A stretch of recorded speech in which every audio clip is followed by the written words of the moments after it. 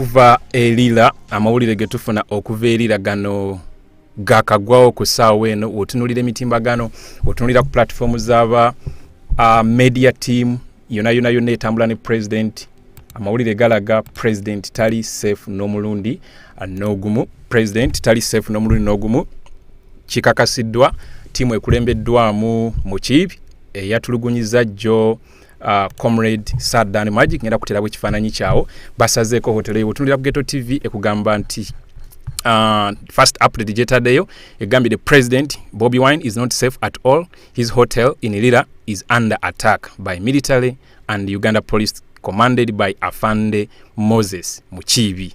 That's the current update. His Excellency Bobi Wine tali safe no mulundi no gumu.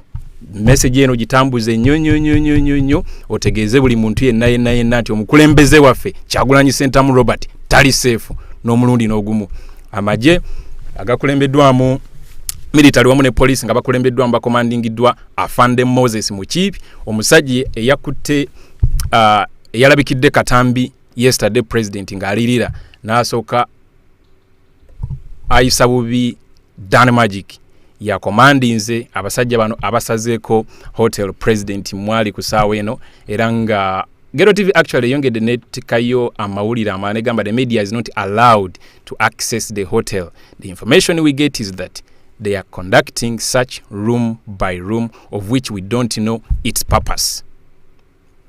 Bali mu kusearchinga mbu room by room ba namawulire baffe bonna mujjukire nti tiimu nene nnyo aba mawulire etambula ne president naye tewali muntu n'omu akkirizibwa kuliraana hotel tewali muntu n'omu akkirizibwa kubeera nga akwata biki ebigenda mu maaso eside ge mawulire agaliwo currently. President tali safe n'omulundi n'ogumubadde scrollinga wano nga ngezaako okufuna ku updates ez'enjawulo because bannamawulire bagaaniddwa okubeera nga that is the guy. I'm sure screen olengera bulungi. That's the guy a commandinze search eno ba commandinze buli kimu ekigenda mu maaso. That is Mukiibi. Ndozo olengera bulungi awo. Nbyene tatade update eno nagamba nti Uganda police led by the brutal Afande Moses Mukiibi and military officers are breaking into several hotel rooms where His Excellency Kyagulanyi Ssentamu Robert Bobi Wine and the team are spending the night.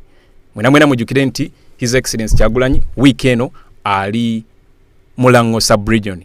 Era nga yesterday abadde mulira wamu ne Lira city. Lira mu Apache ne Kiryandongo. Kati today abadde ali Alebotong wamu ne Otuke. Naye of course campaign trail yonako lwalero egotanyiziddwa okubeera nti enguudo zibadde mbi nnyo era Otuke tasobodde kutuukayo.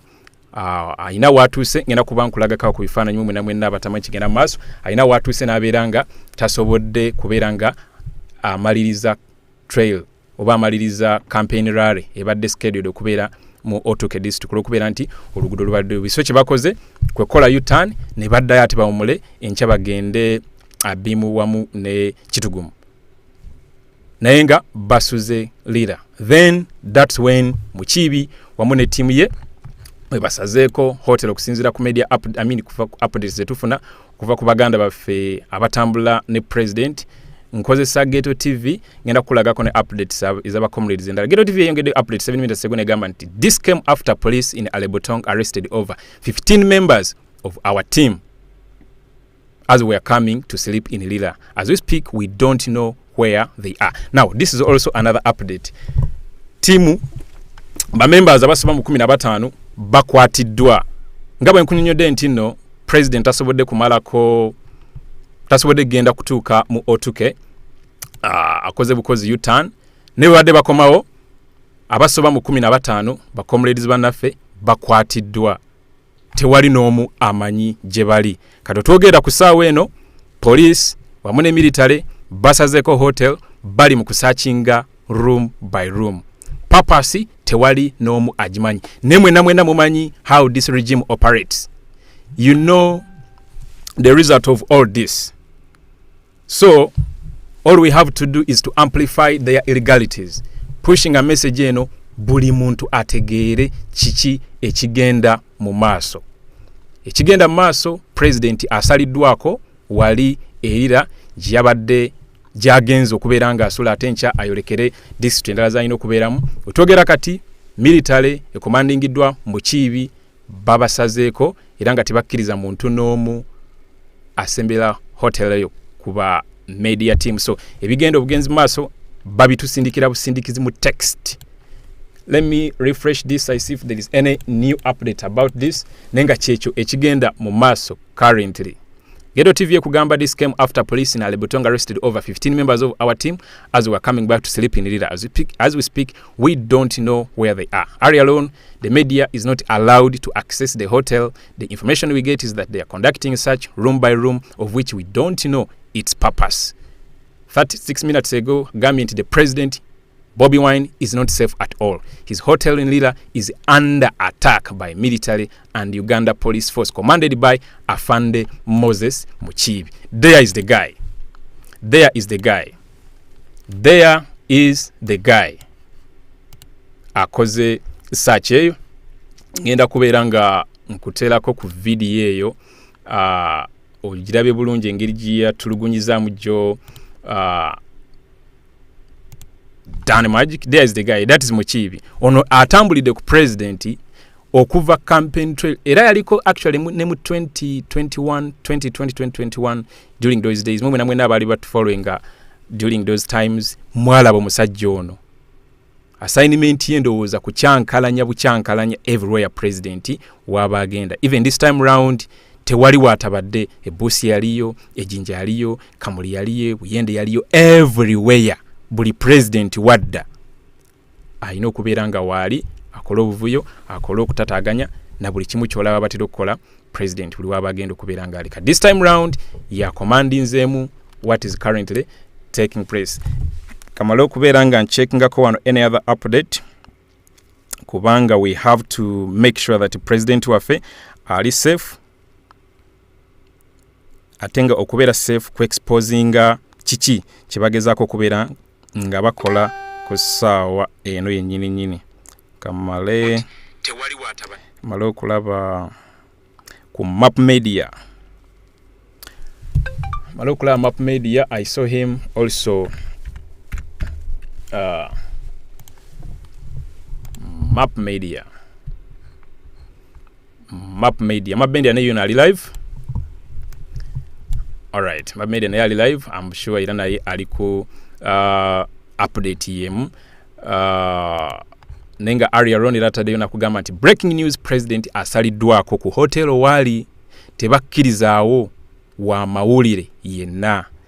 Bali mukwaza room ku room. Of course, president abadde mu district ye Alebotonga tasobodde kwolekera byebyo bibadde yenguudo mbizo nazo nera tebasobodde kutuuka otuke then bakuba yutani ate badde erira gye banasinzira ate bagende kotidone kitugumune abim naye as we speak now asaliddwako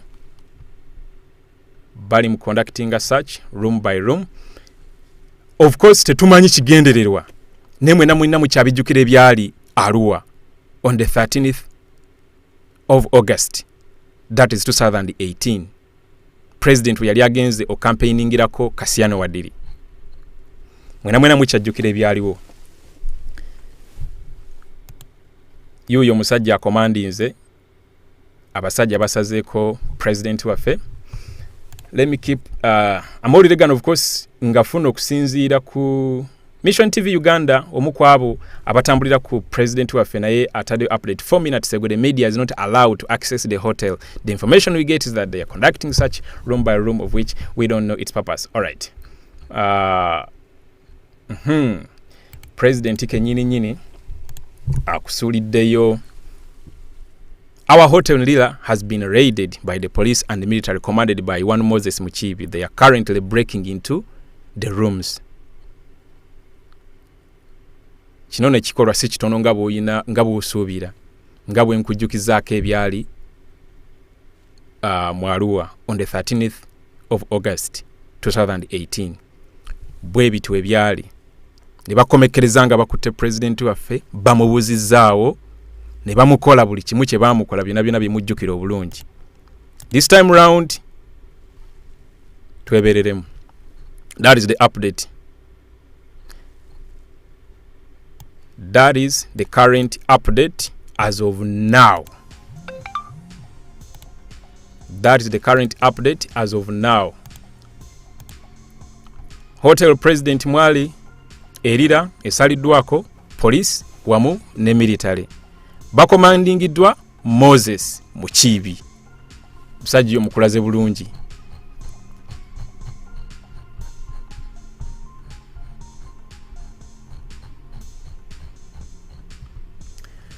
Kamala okunoonya wano omuntu yenna gwe nsobola okukubira ku ssimu waliwo okunoonya ku Jona wano. Waliwo okunoonya ku Jona muteekeko wano live atubulire ki ekigenda mu maaso side yawo because kiri really very very important.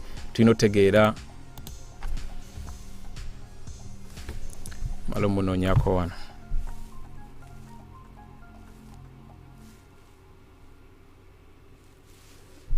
Malo munoonyako wano.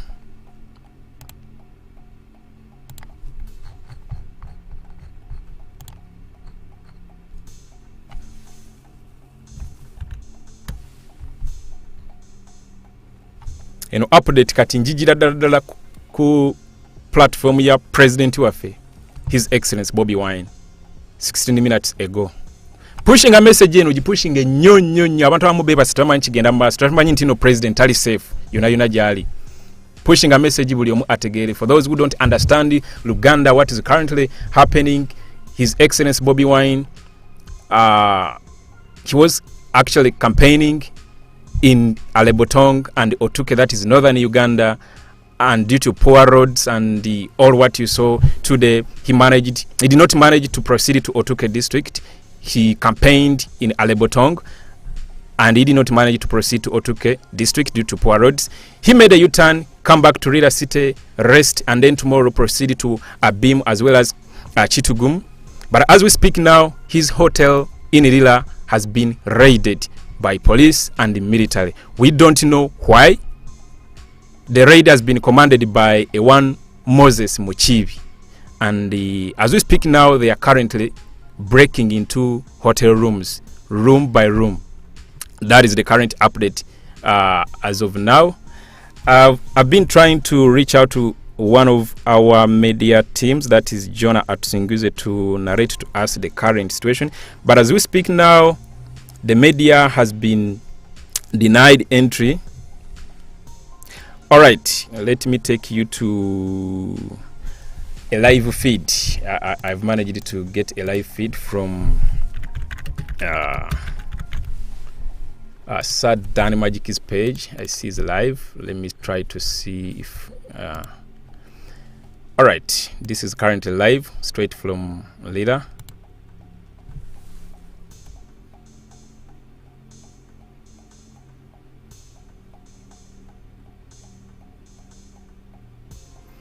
Yeah, his network, of course, is poor. But you heard what he was saying. They are breaking. Okay, let me do this. Let me try to do this. His network is poor, but let me try my best to give you a live feed all the way from Lira.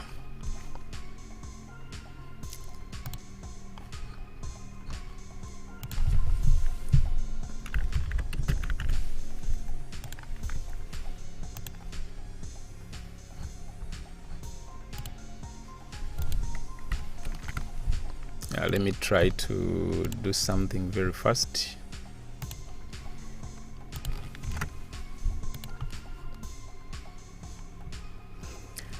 Yeah, his network is very poor.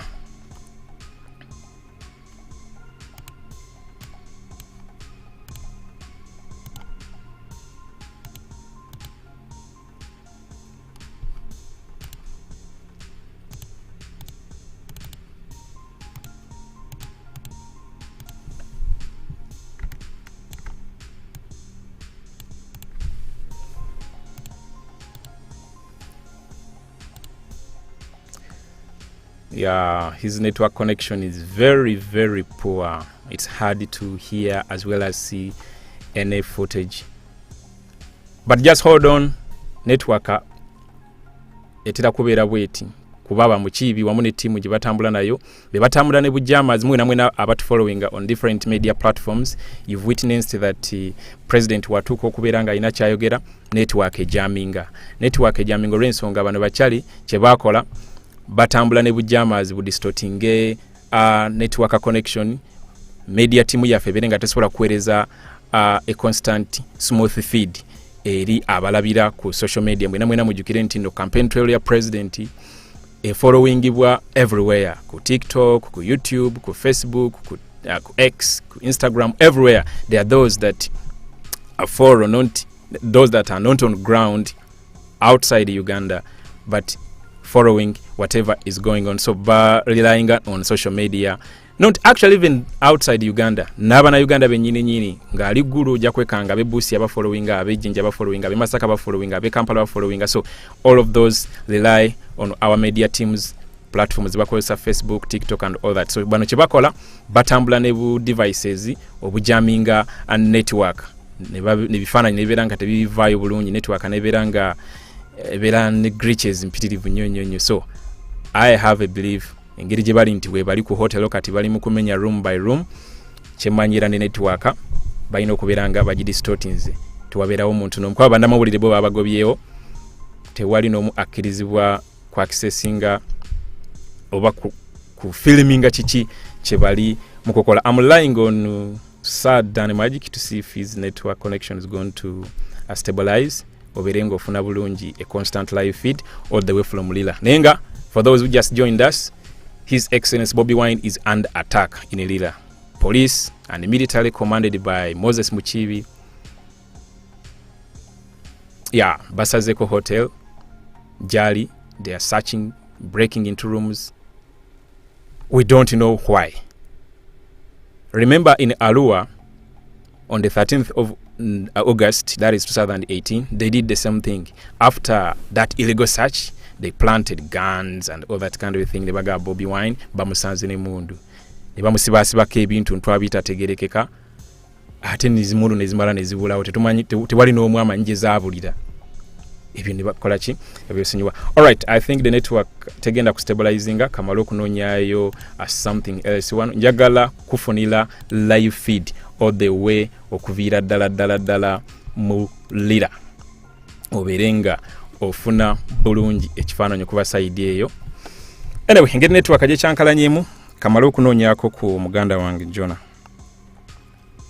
Atubulire ki ekiri ku ground as of now.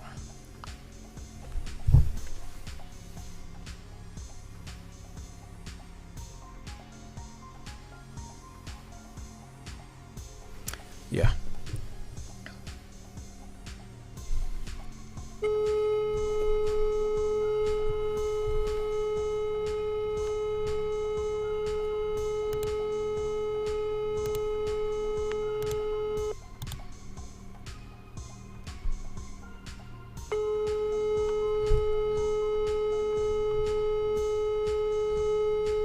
Jona kwate simu osooka otubuulire.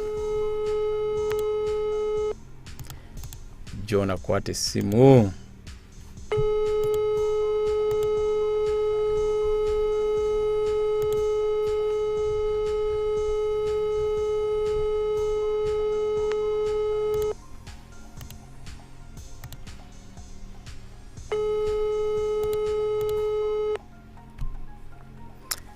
Jona kwate simu. Ensi eyagala kumanya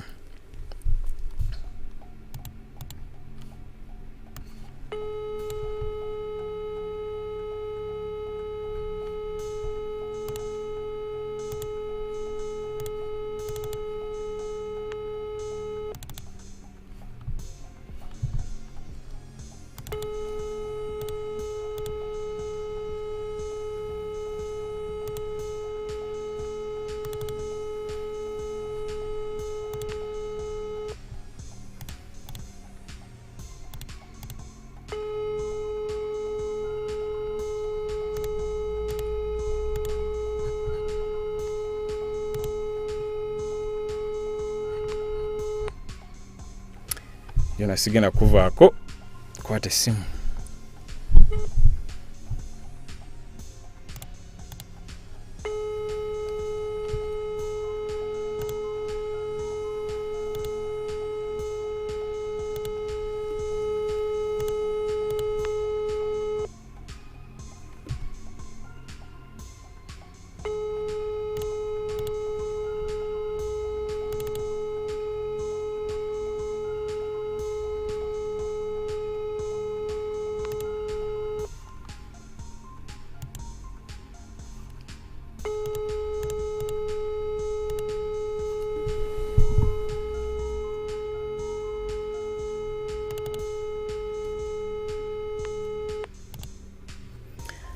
Hi Jonathan kwata maybe of course tosobola kumanya kati kiki kigenda mu maaso like tosobola munenya lwaki takute.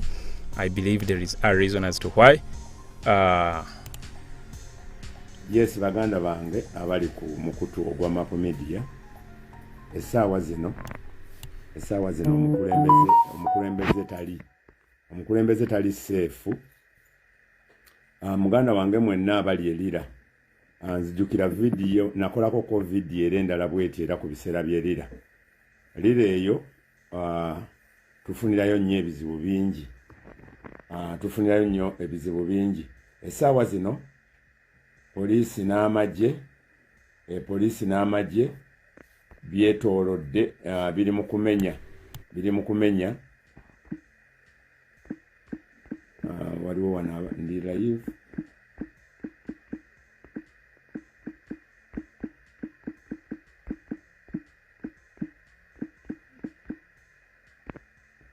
So mbadde mbagamba baganda bange abaliko mwenna mwebake nga mukimanyi hotel president kwali esaliddwako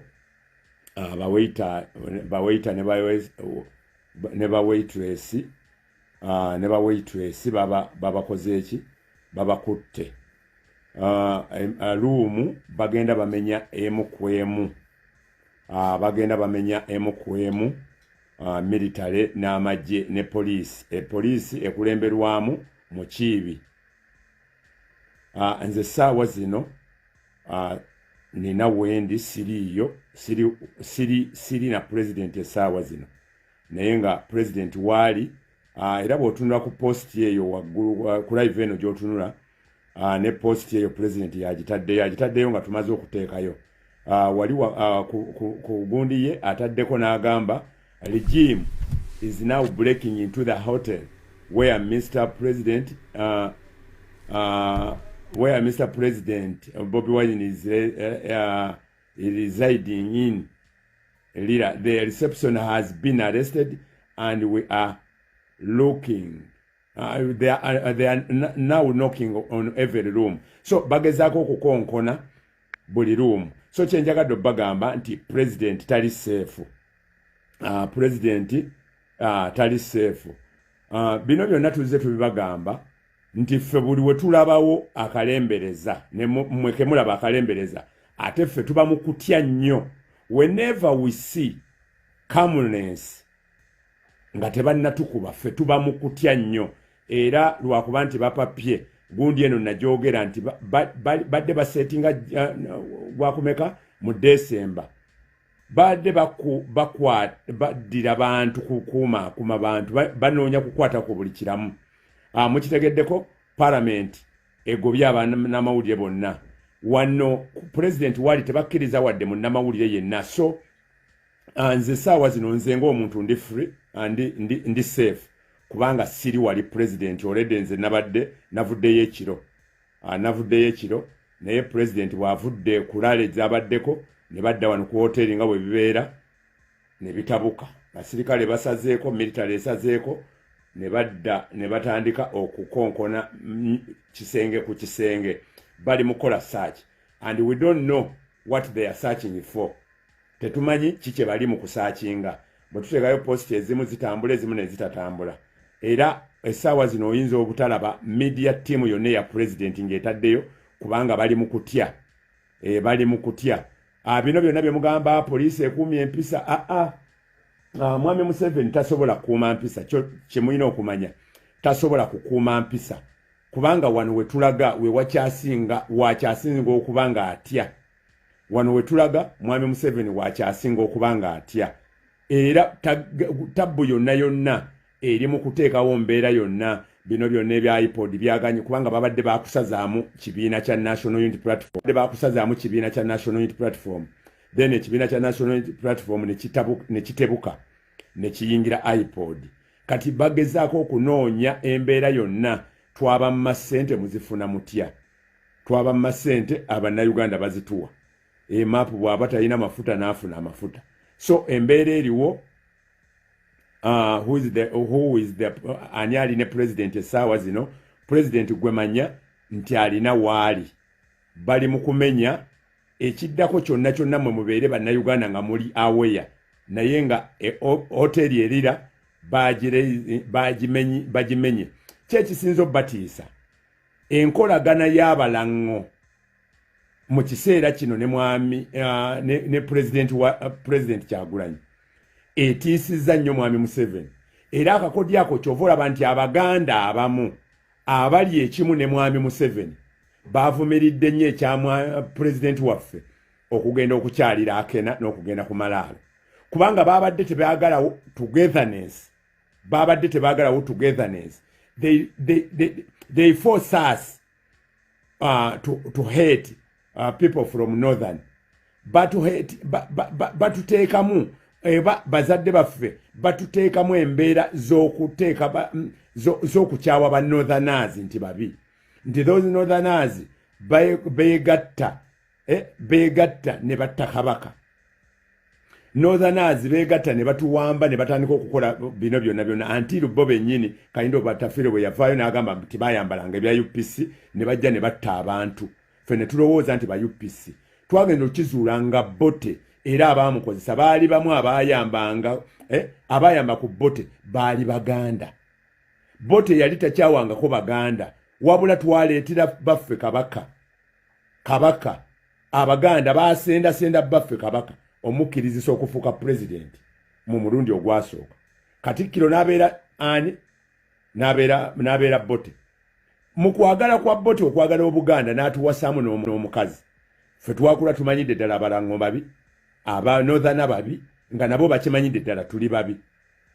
Kati Kyagulanyi bwe yakigwamu naffe ne tukigwamu ne tutandika okupulikinga enjiri eya togetherness. Tuteekwa okwegatta, tuteekwa okugatta Uganda ne tukwata mbuleera. Kakati abantu ne bamanya nti Bannayuganda abamu n'Abaganda abalina akalandiraako ne batandika okugamba Kyagulanyi yabuuzizza omusajja yagenze n'abeera ku malaalo omusajja eyatta kabaka. Muyinza n'okwezuula nga abatta kabaka baali Baganda nga Bote teyaliimu. Kubanga era naye gwe bagamba yali muwala Omuganda. Tuyinza okuba nti olw'okuba Bote yali mu by'essaawa ezo nga mbutuufu mu buwaŋŋanguse Omuganda ye yatuma Omuganda n'atta kabaka. Tuyinza okubeera nze ndi musajja Muganda baffe Ssaabasajja Kabaka ayinza okuba ng'eyatuma oyo omuwala Hawusigaala okutta kabaka nga yali Muganda kubanga kabaka bwe yali akyaganya okufuuka kabaka president nga the same time ye kabaka. Abaganda baatuula ne basendasenda Ssaabasajja Kabaka Muteesa. Ne bamugamba nti bw'ofuuka president n'obeera kabaka ogenda kubeera wannaggwano kumbe banoonya okusuula kabaka. Ekyatuleetera kabaka waffe okufa kyava mu ffe Abaganda abaasendasenda baffe kabaka okukkiriza okukola ki? Okukkiriza okufuuka kabaka okufuuka president. Bwe yafuuka president by then jjukira luli yali Naggwano kabaka waffe oba okitegeera. Kati essaawa zino bwe yafuuka kabaka ate ne wabeerawo Katikkiro who was Bote. Ebyo ebiseera nga bakatikkiro be babeera n'amaanyi. Bakatikkiro be babeeranga n'amaanyi nga be boogera. Ekyo bwe baamala okukkirizisa kabaka afuuke president, then president n'afuuka ow'emikolo, then Katikkiro nga yakola emirimu gy'eggwanga. Kwe kwali okugenda kwa kabaka n'okubeera nti obwakabaka network ebadde ekuttemu. Waliwo gwe baŋŋambye. That is Map Media out there. Era nga abadde live nga kuweereza bulungi nnyo okusinziira ku ye ebintu wabiraba naye mwena mujjukire nti I believe kye baagala okola kiri kintu kimu, baagala kuddamu kye baakola on the 18th and the 19th bubakwatemu His Excellency Kyagulanyi balabe engeri abantu bagenda okureactinga. Banange temutugezesa tuyina obusungu, temutugezesa. Musooka ne mwebuuza lwaki mu bikoze byonna biganyi. Actually president yadda ayogera yesterday Lira yanyonyodde bulungi ensonga amapunja yaddagezaako kunnyonnyola Museveni ngeri gyakozesanga mu siasa ne bambala uniform z'obote ne bagenda ne batta abantu ne bakomawo nga ba saviors balabise bubi. In the middle of the speech ne baagala okumusitopinga. Mwena mwalabye ensasage yabadde mabega mu kisaawe wali Chakboa. Mwalabye bulungi engeri abantu gye batandise okugwamu, of course mu kibi wamu ne tiimu ye nga balaba kibasuseeko nga baagala abantu baba stopping baleme kuwuliriza biki president byadagezaako kubeera nga akola ki, byadagezaako kubeera nga ayogera. Ekyo kyabaddewo lunaku olwaleero, of course ekimulemeseza zibadde enguudo, zibadde mbi nnyo era bwavudde actually kwe kugenda ezo zenguudo zasanze nga ali side ze Alebotongo wamu ng'agenda otuke. Zezenguudo zimulemeseza era tasobodde yadde kubeera nga proceedinga okugenda otuke. Emmotoka zikwamye ne zibeera nga teziina we zisobola kulaga. Zizo zikwamye nga bolengera ku screen awo bulungi. I believe ofuna bulungi ekifaananyi kiri crystal clear. Bino biri Northern Uganda otuke. Ekitundu kyavu tekina luguudo lumu lwa chorus, amasanyalaze buba tebamanyi na kumanya. So that is the main road ebadde ino mu connectinga kujja abadde agenda okubeera nga akuba last rally y'omulundi y'olunaku olwaleero. Ne bibeera nga tebisobose olw'enguudo okubeera nga kuba by this time zibadde ssaawa awo nga 11 kati ng'ate okukyusa olugendo luno ate okukyusa ekkubo okuyita mu buguudo buli ate obulala obufunde nnyo ate kigenda kwetaagisa essaawa endala nga 3 ku 4 ate olwo aba atuuka ku venue nga ate nga nayo toli guaranteed nti ogenda kusanga oluguudo luli kikuba ne luno lubadde second option. First option yaganye ne bagenda ku second option katinga, last option ate etwala essaawa endala nga 3 ku 4 katinga.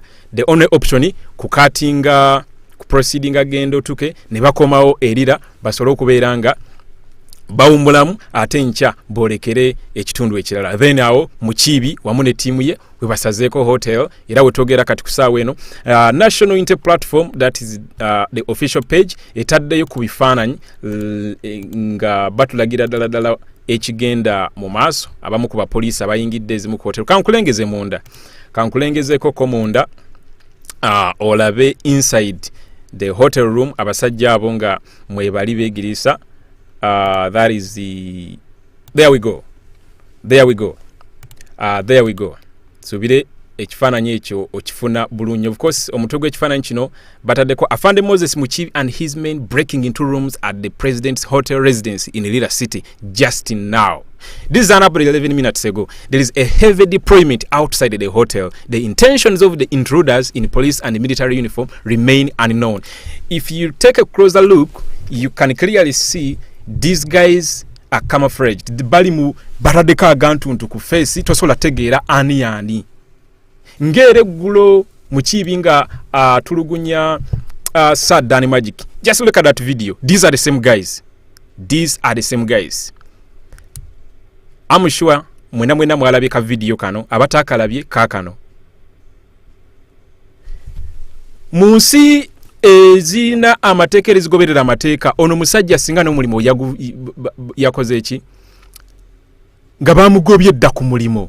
Ekyo kikolwa kiyakoze. Saddani Magic atayina kintu kimu kyakoze, ali mu just munyonyola bunnyonyozi naye era bakiyamukoze. Of course mwena mukimanyi nti mu 2020 nga president ali side ze Kayunga, Dani Magic ono sound bomb gye bakuba ku motoka ya His Excellency, fragments zamuyuzo mu mwawano, amannyo ga wano gonna ne gakola ki ne gavaamu. Era yali alina okugenda for surgery aberenga afuna obujjanjabi obw'enjawulo era kwekomawo a few months back. N'abeeranga kati omulabanga aliyoke naye nga wano bambi bamukola bukozi surgery mwena mukimanyi. So kati eyo element gye yamukubye like it or not era eyina kiyamu affectings kuba amaanyi ge yakozesezza omukuba kuba ebyo byuma ekyo kyuma kati yona commandings ebigenda maaso wali ku hotel ya president waffe tonna bakulabayo kiwandiiko kivudde mu poliisi nga bakondeminga ekikolwa kino tonna bakulabayo mwogezi wa poliisi obanga avudde ayina kyakyogeddeko tonna bakulabayo muntu n'omu naye nga kino kikolwa kibi nnyo omuntu okikola ayambadde uniform y'eggwanga eya poliisi ali mu kukola ebikolwa bino mulimu gwa poliisi to keep law and order. There we go.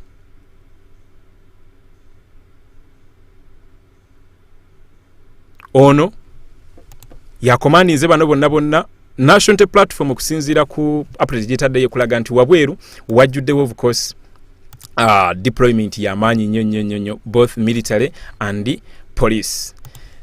Ngenda kubeera nga noonya ku any other update about this kwaka tuzifuna okusinziira ku baganda baffe aba media team abali erira bannamawulire of course tebabakkiriza kusemberera hotel eno.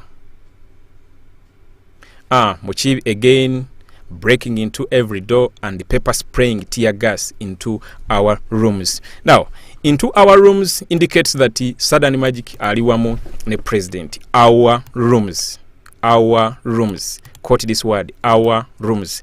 So it implies Sir Dan Magic aliwamu ne president wa Afrika. Kakati mukimanyi bulungi badde batambula eno timu yono musajja ebadde etambula ne butizers obukubisa amasannyalazi babukozesa nga ba ndulye ekakuumiro we basabotaginga campaign rally ya president nga leka kumiro ne baleeta helicopter ne bagiteeka wakati mu kisaawe nga abajasa bagiriko abasirikale ne military ne UPDF bawera ebikumi ngebibiri naye nga abantu ekiryandongo bagudde kabenji abantu nkaga mbasatu ne bafa naye nga tewali yadde ne ambulance esobola baddukirira naye nga basitudde helicopter y'eggwanga bagitadde mu kisaawe wakati eremese His Excellency Bobi Wine okubeera in a successful campaign rally. Neri abantu nga bakola ki ndozo laba priorities z'abasajja bano kibulanga tubagamba the only option je tuyina okutereza eggwanga la faili no Uganda nga bino bina tebirimu regimu y'abana abasajja yona gisena from the top to the bottom tewali kuleka nabo bennyini ababakolera ayambako Museveni okubeerawo buli muntu yenna provided ayina kyakola ekikumira abasajja bano mu ntebe toyina mutira kuliiso kubaka tosooka ne weebuuza why are they doing all this. Ebifaananyi ebimu of course bivudde president ng'alemereddwa okugenda of course z'enguudo zaayo otuuke district si nene nnyo erimu abantu 16,000 then alebotongo gyabadde wali abantu 28,900 okusinziira ku research gwe nadde nkola alebotongo abantu abaregistering okulonda electoral commission ekulaga nti no bali 11,000 kyokka nga ate total population eri 28,000 kyokka nga ate the same statistics zikulaga nti no district esinga mbavubuka abali below the age of 18 kati newebuuza if the district has more than the total population of 280,000 more than half of those are below the age of 18 then tufuna tutya abali registering okulona nga bali 11,000 nabadde nsoma ebintu ebyo nengamba ana abasajja so naye nga abalonzi atabali mu otuke bali just 4,800 of course eyo gye babbira obululu side eyo era kyovola banga bakola ekisoboka okulaba the president tabuusa bantu baayo. For those who just joined us, president tali safe erira amaje wamu ne police kabikulembeddwamu mukibi omusajja yakakanye ku Sudden Magic olunaku lwadde lwajjo n'amukola bino basazeko hotel bali mukusachinga room by room ekigendererwa tekimanyiddwa badengezaako connectinga wamu ne kubanna mawulira bali side eyo naye sibadde successful kanzire mungezeeko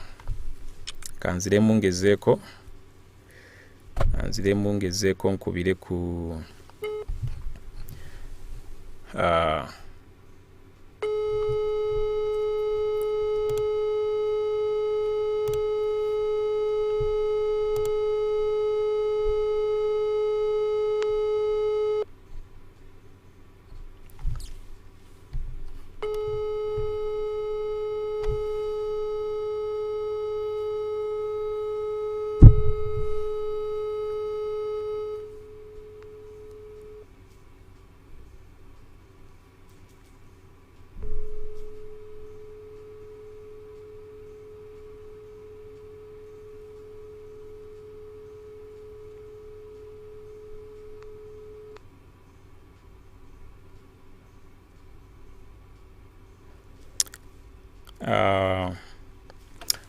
Alright, sibadde era successful. I don't know simanyi kigenda maaso side of course, but njagala kwogera koko n'omukubo artist atubulire updates as of now.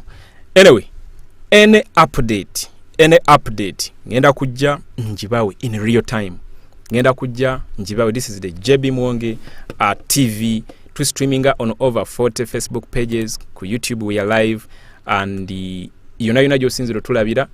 I'm going to come back again. Eno kanjikomi one as of now. I'm going to come back again. I give you any update enaba eriwo kubakati. Chetusembye okubeera nga tufuna kwe kubeera nti Basazeko Hotel amaje wamu ne police bali mukumenya room by room ba paper spraying amu nebisigadde kigenderwa tetunaba kukimanya naye nga jjo mukibi yakakkanye ku Saddani Magic namugunda helmet nga tayina musango nagumu gwakoze tonnaba kuulirayo muntu n'omu mu ba security avayo condemning kikolwa ng'ekyo kale bagendo bye kibabala kuba gwe kyona kyolina okumanya kyona kibali mu kukola. It is because of the fear jibayina of losing control. Ate nga yagala gana kiriza lekayo generation ya feno tetugenda kukkiriza kufugibwa basajja mindset yaabwe eri locked in 1925 1931. Mufuze bajjajja baffe ne mufuga bazadde baffe naffe mutufuze n'abaana betuzadde nedda sungu tuyina bungi nnyo tetusobola kikkiriza ekyo ekyo tetujja kikkiriza tetujja generation eno ndalamuko guys ngenda kukomawo mbawe another update yona gwe gyolaba any update gyolaba I mean obanga tosobodde kufuna any update komawo kweno platform ogenda kubeera osanga ndi live era nga ndi mu jikuwa bulungi nnyo. Bye bye for now.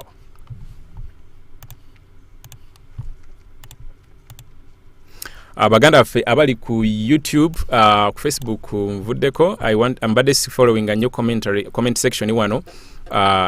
Simanyi kye mubadde mugamba wano mu comment section naye kampisa isemwa okatono nnyo mu comment section before nga sinnaba nammwe kuvaako naye nga gwe kyolina okumanya tinze nkyaliwo bulungi nnyo era ngenda maaso nga ensonga zino nzifollowinga bulungi nga of course Angela Gami JB President is live. Give us the live updates. Okay. Wait. Kamale okulaba.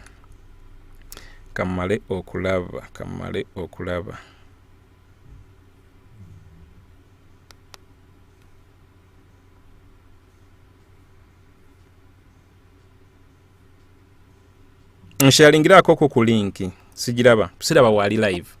Ya siraba wali live. Nsharingira koko ku link mu comment section wano. Nsobola okubeera nga njifuna. Atusime Irene munange nemereddwa connectinga nabo bali I don't know nemereddwa connectinga nabo kibolanga mbadde mbakubira masimu wano ngezeko okulaba nti connectinga nabo naye as of now nemereddwa okubeera nga mbakubira masimu bonna tebali mu receiving simanyi bali kone of course kukyolina okumanya anything kyona ekiriwo tugenda kubeera nga nzija nkikuwe bulungi nnyo.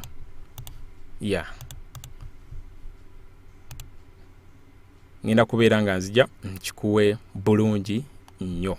Gwe manya nti nno oli watuufu nnyo. Njagala omuntu ansindikira wano ku link. Blessed Angambi President ali live. Ana yes ngezaako kunoonya wali live. Ngezaako kunoonya wali live na yes simulaba.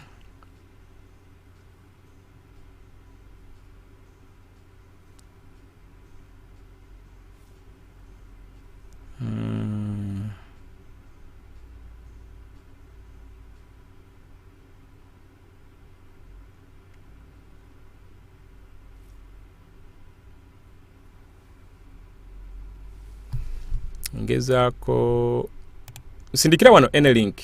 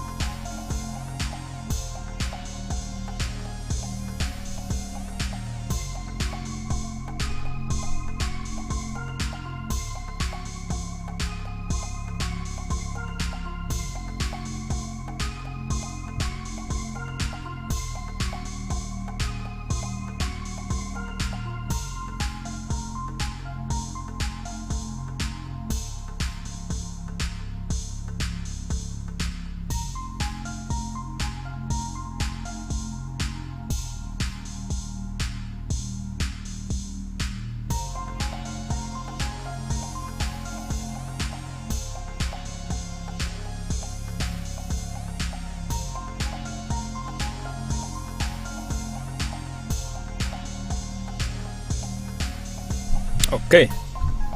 Funyo live feed.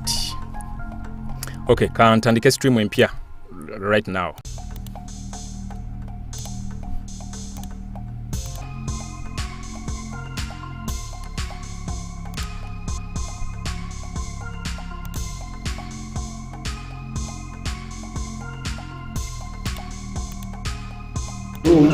President. President ali mu December naye abadde muno ne bagezaako kuggulawo ne balemererwa olaba nti bagisambisambye then ne basa endabirwamu wano waggulu ne basa endabirwamu eyo waggulu kati gye bayisizza paper spray ne bayita n'eri eno mu lujje naye endabirwamu ziraba weziyizi zonna zonna kati so ono mujje ng'embeera yo eriki yani paper spray akyawunya bamenye Allahu akbar bagikubye neyatika ne bamuyisaawo kitwale walala wa bagizeemule bukanizinga butaano mama ali ku musaala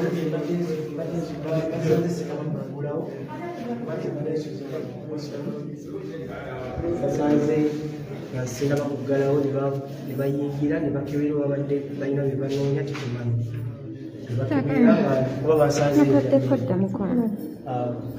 ne bakebera buli kimu mu kinaabiro wansi wa kitanda engoye zonna ezibadde ku sutikesi baziyeeye so nze ne basooka ne bavaawo kati batandika ogisamba naye nze bwe bafulumye ekitezekiwa nti nsibawo nenjira obulumi yange nezuulya nga basamba eno nezuulya nga endabirwamu eyo batandika osprayinga abala ne bafuna eddaala nebagiteera everanda ye namwera ne batandika okusprayinga kati so security y'omukulu gye banga okuva ku electoral commission bataddewo embeera ne basooka ne bakakkanyamuko then kukebera mu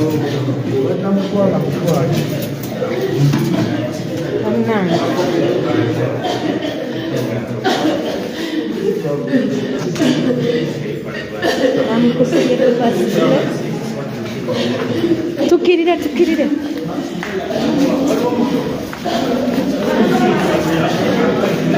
paper spray bamumukubye tasobola mbeera gyali musinungi basajja bafande mukiiko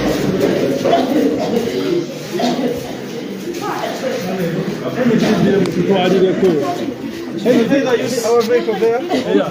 Oh, and you put her inside that pickup.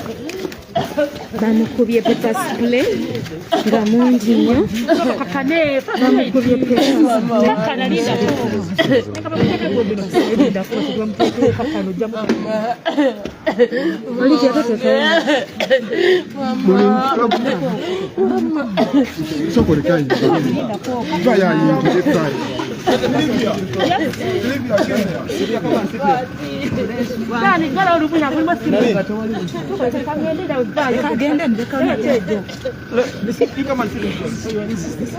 Dora sikulaba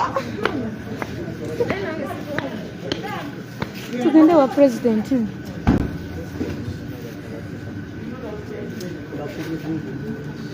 paper spray abadde mungi olaba ne kakati akyawulike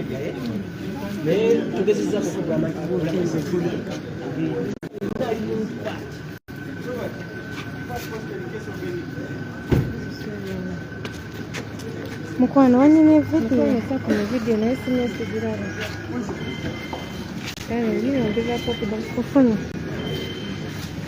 nga tegira nga teaccepting tewanyino teniga endakundemalise timugenda kugamba mbiswabula ngaoli mugumu kati nkoleki ati first twayambise tuuka wange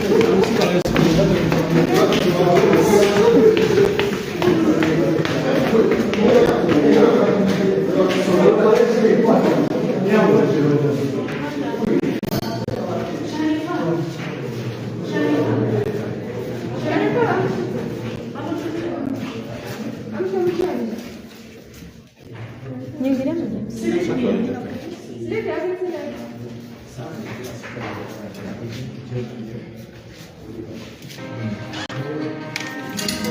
a time.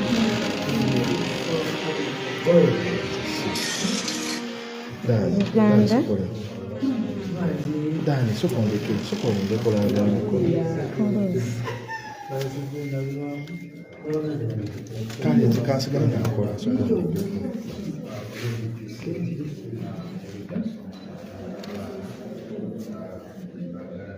Kala tono basinya njagazaaki. Basinya nawo njagazaaki ndi live.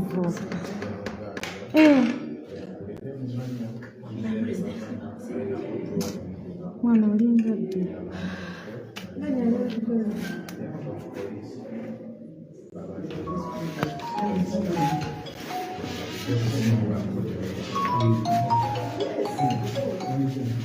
tebalina nsonga zibaawo tebalina kwe bakutewo wano tewali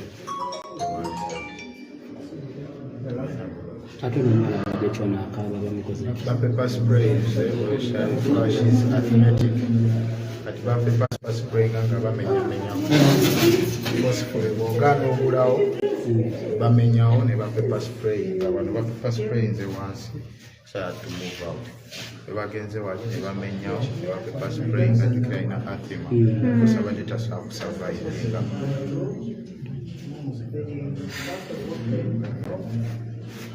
actually president wawulidde omwana akaaba n'afuluma wabweru ne kamera mu kibi n'adduka ne squad that means kyebabadde bakola kimenya amateeka omulabi kudduka ng'afulumira bonna ne badduka ne ttiimu yaabwe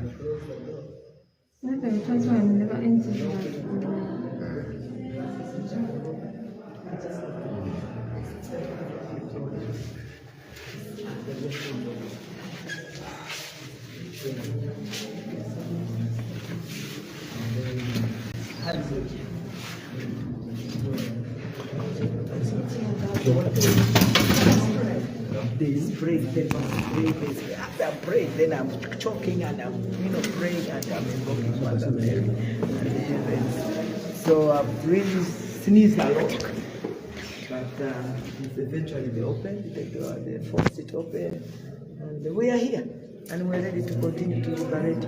We're ready to continue to fight stronger and stronger. Did they tell you what they were looking for? Well, they said they wanted to hold a conversation with me, but I said I don't hold conversation in a night dress. I don't. I need my privacy. I need to rest. Tomorrow we have a long day. So they really wanted to drag us out, and I said, I saw because there were so many, so many, and with their faces covered. So I came in, and also our team, security team, immediately came and said, Mama, go in, lock. But after that, they still came and knocked, and I opened, and they rushed in, and bathrooms and everywhere. Then I closed, and after that, I had them breaking that, and then immediately the spray, the pepper spray or the chemical spray. We don't know what spray it is, but we thank God we are still alive. And Mother Mary has responded. Thank Mother Mary.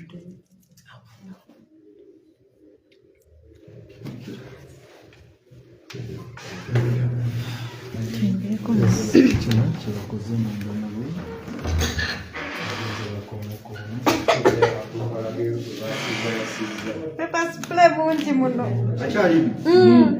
Kyokola bataddeko masiki naye muwulira.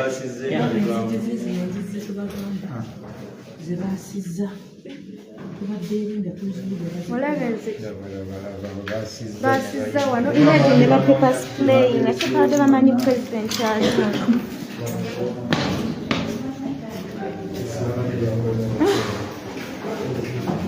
Ne president tugenda.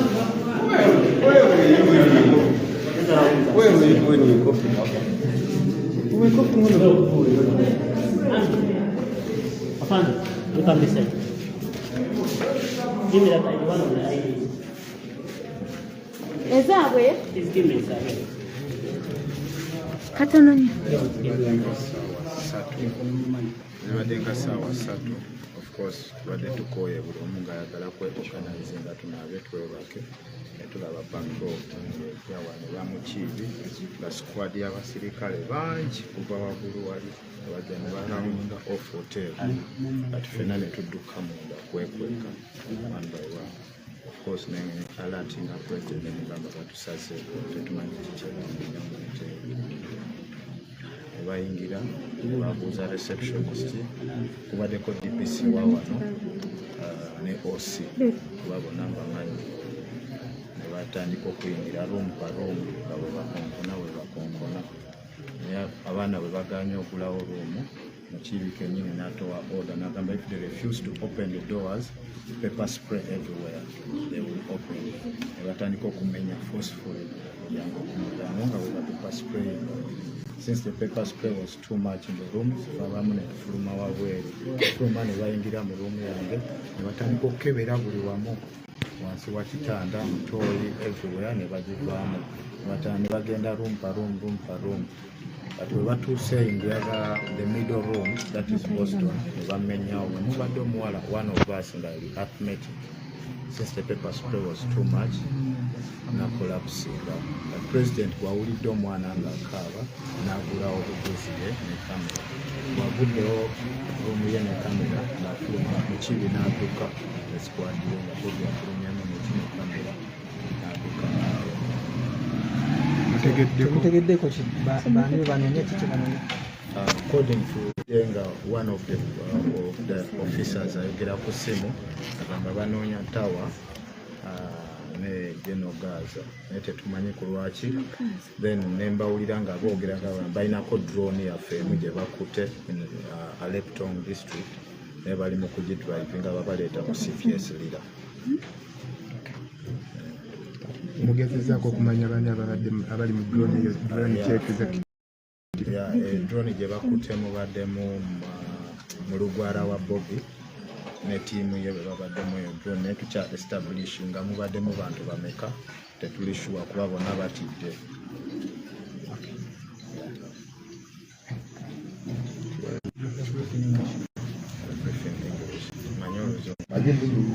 Yeah, it was around 9 p.m. in the evening. What at our hotel premises, trying to organize ourselves to go to bed since we are so exhausted rather from our campaign trail. Then I saw a squad of police officers with Afande Muchibi coming towards our hotel. Then we had to run everyone into their rooms to hide ourselves before we realized the receptionist was put under arrest. And they ordered him to go room per room, start opening doors forcefully. Of course, I know they didn't tell him why they were doing so. They started breaking door per door, and pepper spraying. And I heard Afande Muchibi personally saying that if they refuse to open, just pepper spray, they'll get out. They broke into one of the rooms and pepper sprayed. Since the pepper spray was too much, of course, I had to come out of my room. Then they went into room Boston, broke it, pepper sprayed, a lot of pepper spray. We had one of our foot soldier in who's asthmatic, started coughing and she collapsed. To pull her out. And when the president had her crying, the president moved out with his camera on. Afande Muchibi, after seeing the president with his camera on, disappeared. He ran away with all his squads. Did they reveal the reason for the operation? No, they didn't tell us the reason for their operation. But according to what I heard, that it's like they are looking for Tawa, General Gaza, and some other comrades. And I heard them through their communication. They're like they've arrested some of our colleagues, arrested one of our drones with our colleagues in them. They're from Aleptong. They were in Aleptong police station, and they're being driven to Lira police station.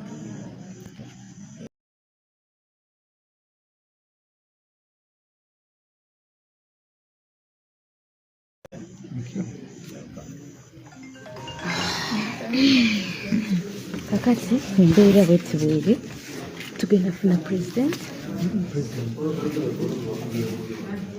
atubuulire ekigenda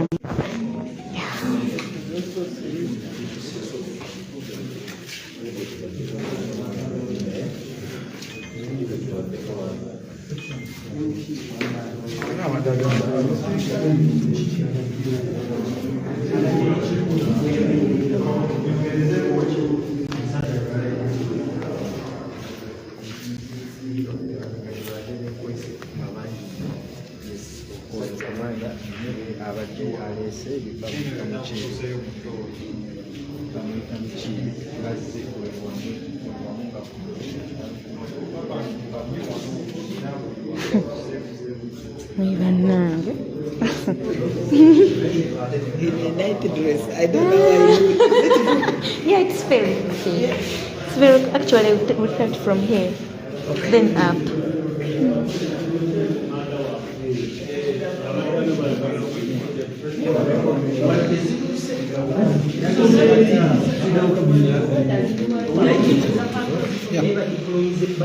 Jenna.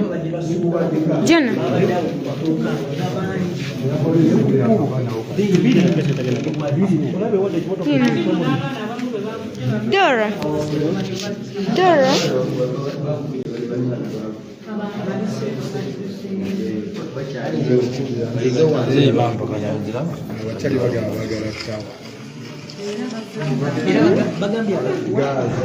Kugenda. Abdu.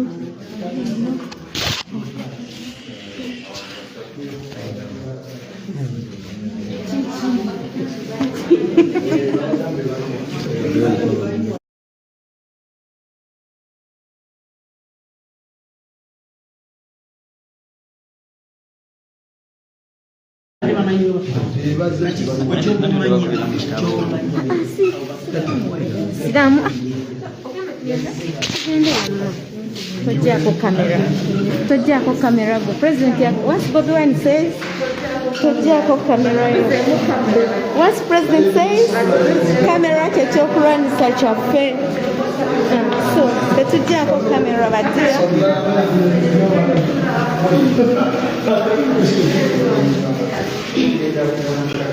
Kati mchewi, afanda mchewi sebo. Afanda, good night.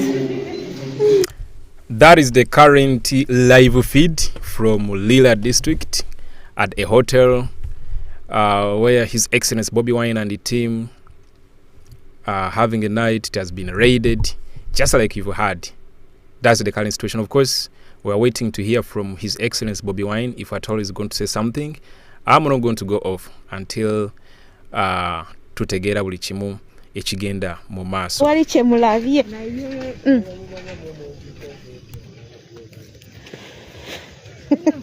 Abduno naye nga yalemedde ku muntu.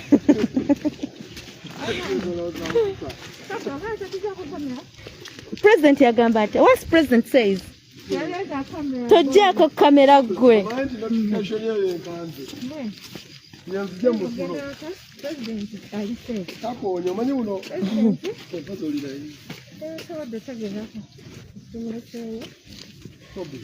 Bagambye baagala tawa baagala genogaza bandika gaza baagala ni Sharifa bam paper planes elumye mu abadde era bamututte embeera mbi nnyo cause alina asthma. So paper spray bambi amuyitiriddeko nga tasobola kukyebera abalina asthma ndowooza musobola okitegeera. Wanje I'm okay, how are you? Ani ono? Eke ndi live mukwano nja kukubira edda naye osobola ogenda ku live n'olaba embeera nga bweru kubanga bagigamba ate okuba essimu.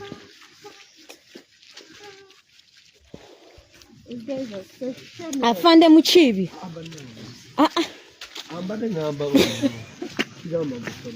Kati gwe tobaddewo wali wasenga atugamba ya asikali. Abdu. Nsojje asikali mpaka kuvaawo. Okamanyi. Si kirungi kuyita mu shortcut saawa zino. Batutwale nga buli omu alaba. Shortcut weewozaako oti.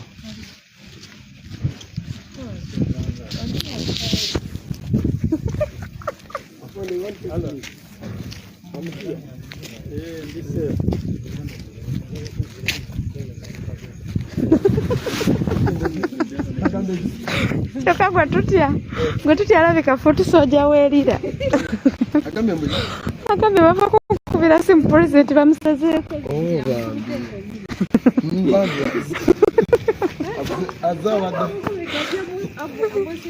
Yerabidde tugamba ate ino tugamba president yankubidde. Nangamba nti bamusazeeko.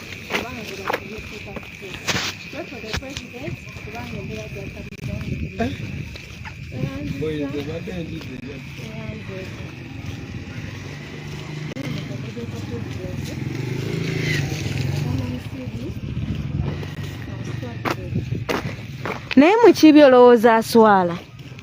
Nze Mukiibi ndaba nga taswala. Kubanga ekyo kyonna kiba kyakye. Tolwa ebisumuluzo babirina mukwano batugenda nnoonya wakusula. Tuyinza okukubira fadde Mukiibi nga tumusaba buyambi. Ng'okusula titulabawo.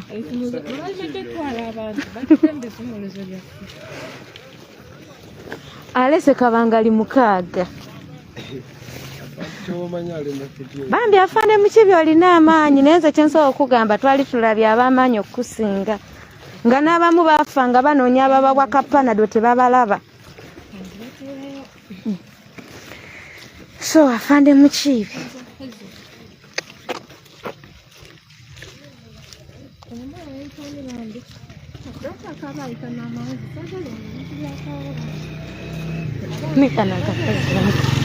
Kana kakazi bannange mutekaagala oli akabe ng'ayita kisa bwe yagala ayitaani.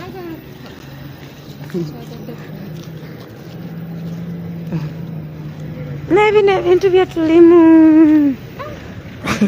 Musa kati bw'olabye notification y'ow'omukisa tugirinayo tusazeewo tambulawo.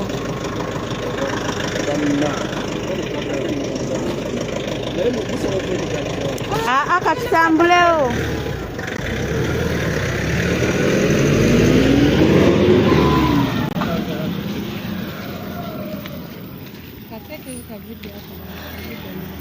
Ka video kasi. Tola tonteekako video nga mbadde manyi ndi coding nze bannange baniyandoze. Ye. Ne Mukiibi tabaddeewo. Mukiibi ate afulumye luvannyuma. Kati leka nkubuulire ekibaddewo.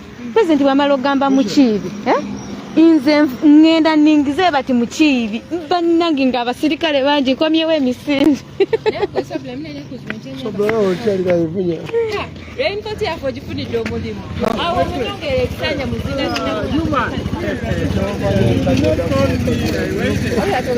Tugenda kulinnya tugenda tambulawo.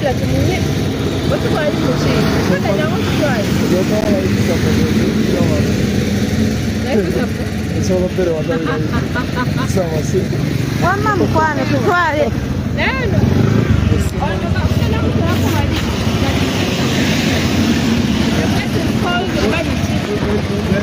Mwami munange tulava kwa Abudu. Dola wangamba Abudu wa mukyawa tondeka mu mpalana nzekka. Allah. Ono yangamba yakukyawa nenkuwalana. Kati andese mu mpalana.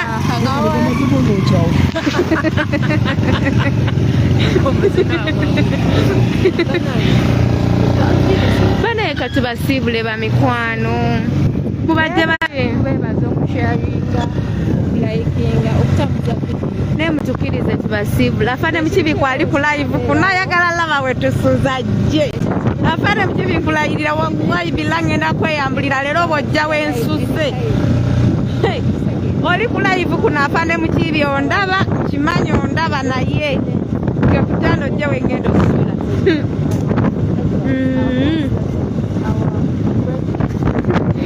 Soko jakola live Mujenga embeera yeriki. Papa spray atalimu. Yani papa spray achawunya mu. Atalimu. bamenye Allahu akbar bagikubye neyatika ne bamuyisaawo kitwale walala wange bagizeemu le kukanizinga butaano mama ali ku musaala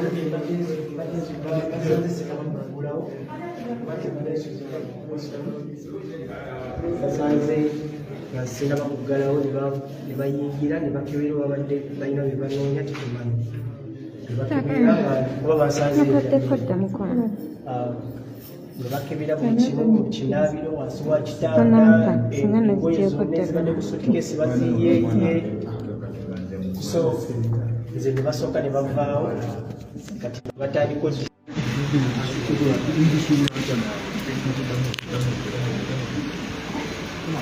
tuliranga abajja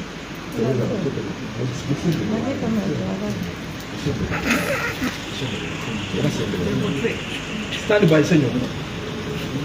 simulabe Sweet spring. Stand by. 2, 1. simulabe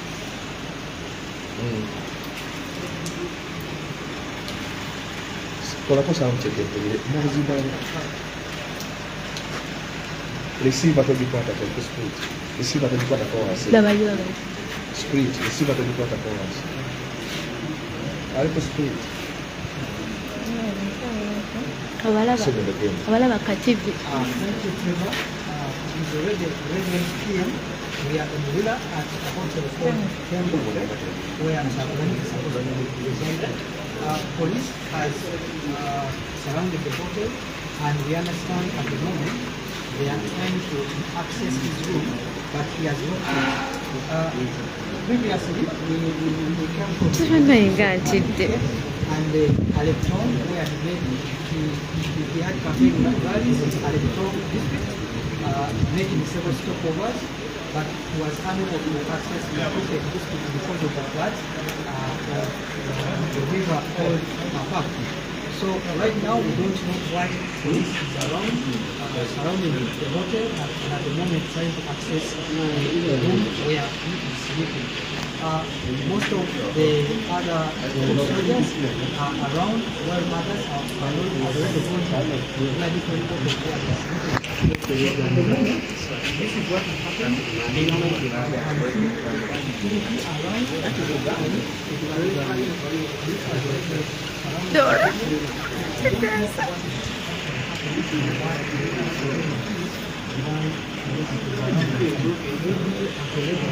Maybe tomorrow, police will be able to come out and clarify why this is so. So it is already 11, it is raining, we are in Lira, that's where this is all happening. So that is what is going on at the moment. We are waiting to see whether we are going to call out some people to this room. We are going to start what will be possible. So this is what is going on currently. At the moment, it's taking the night. We are supposed to be sleeping right now after a long journey.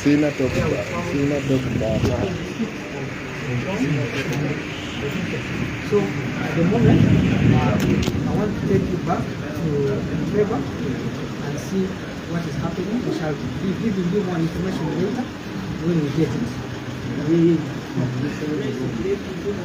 embeera bwekibere kooti okubasuze abasirikale abasinga obungi bali munda eno wabweru bano be basigadde wabweru abo basobola olabako abasinga obungi bali munda tubasobola kukkiriza bamawulire kugendayo munda batuganye okuyingirayo pulezidenti ali munda kitegeezeddwako abali munda nti bamenya lwomukulumu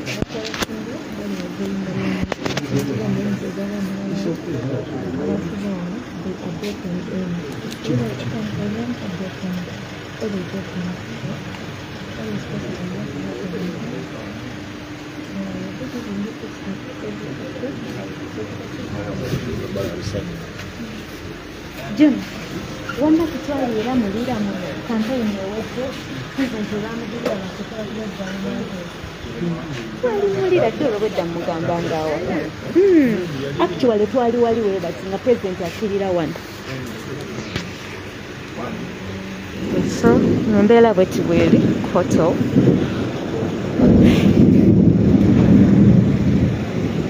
teri akkirizibwa yingira munda.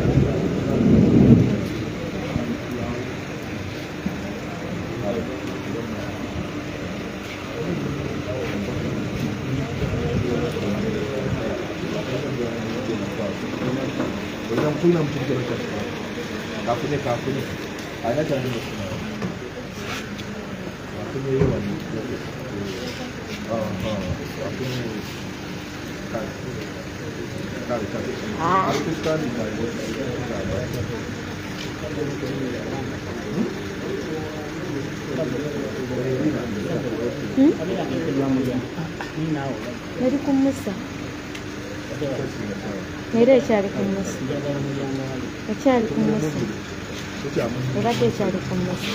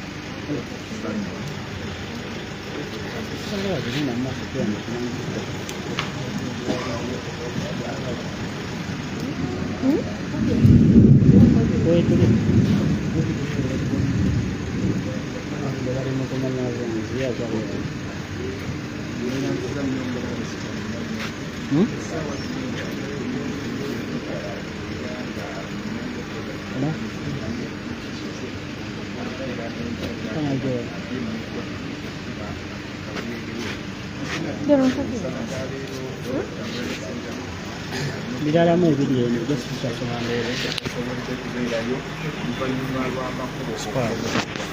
asazeewo adde Lira wabadde asula ennaku zino era ku wooteri eno ekuli wabweru essaawa zino eyasembo biro linamatala musazingawo baddeezaako amawulire gatuuga nti abakuumaddembe omuli abasirikale n'amagye bakoze ku wooteri eyo naffe tuzambalize ku mugongo nga nswa netujja naye nga essaawa eno bootulaba tuli wabweru tulemeseddwa kuba tulwanira okuyingira munda naye nga tekitegeddeko nti ate ebitumenya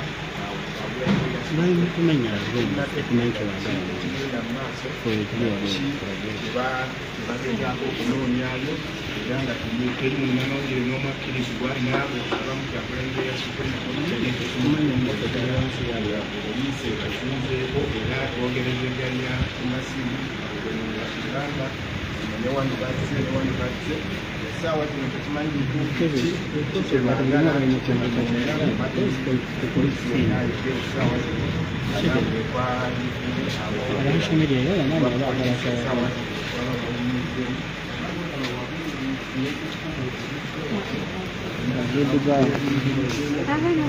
genda nabo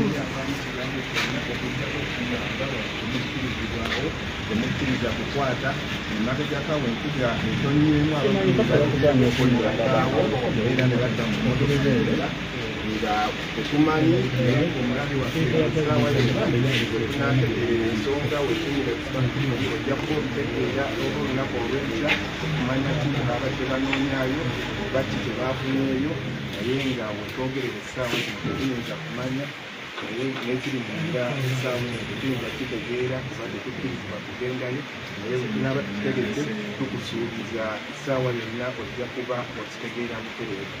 Susan Nanyanzi tusaba oyongere abakalabi baffe bongerayo n'ensonga endala.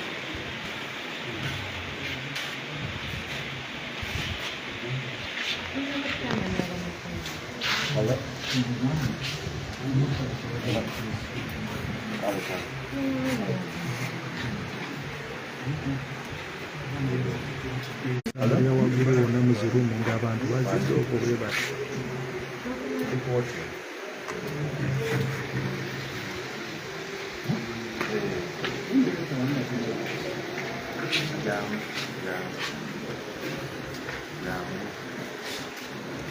sinemwera kusoma kubanga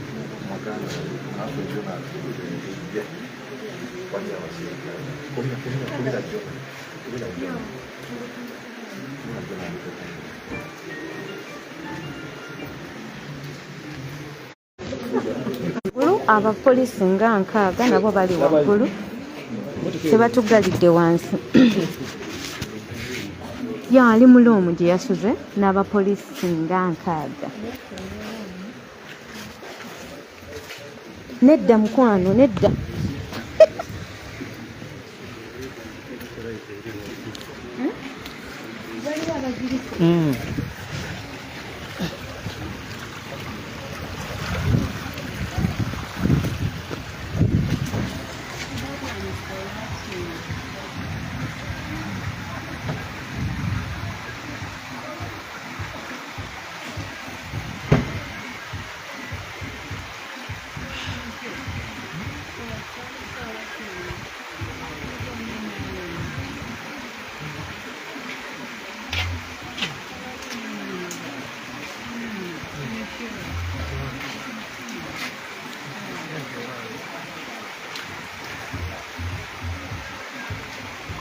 bane ne president naye wuuyo mumulaba waliyo gwe bakubye azirise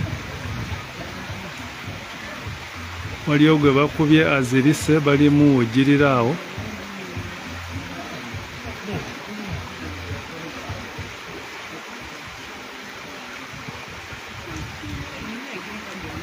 waliyo gwe bakubye n'azirika awo bali muwugirira waliyo gwe bakubye azirise ne president naye waali awo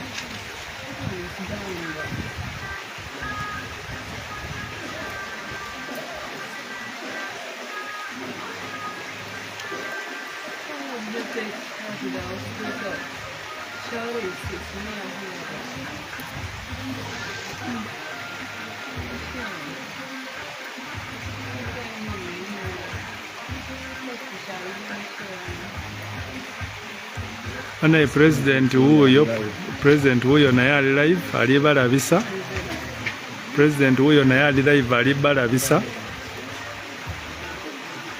banaye nze Peter Poka nze ali ku gundi ku kamera ya Swabra omukisa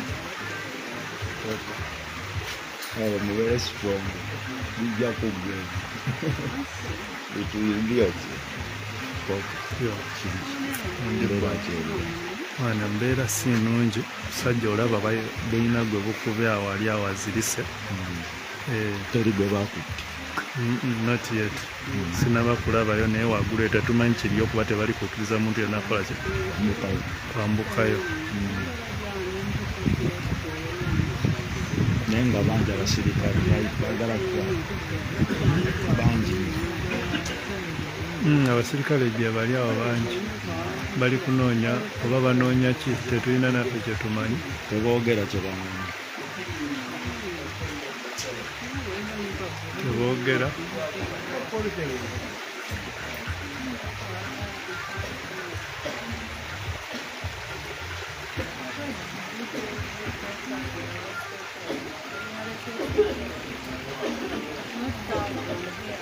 bana oli omanyi ng'oyo muwala gwe bakubye pepper spray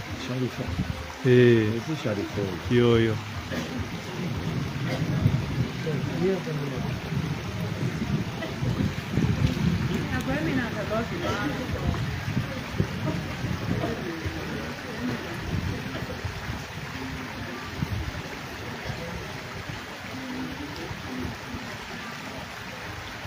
Sharifa bayetaaga kutwala mu ddwaliro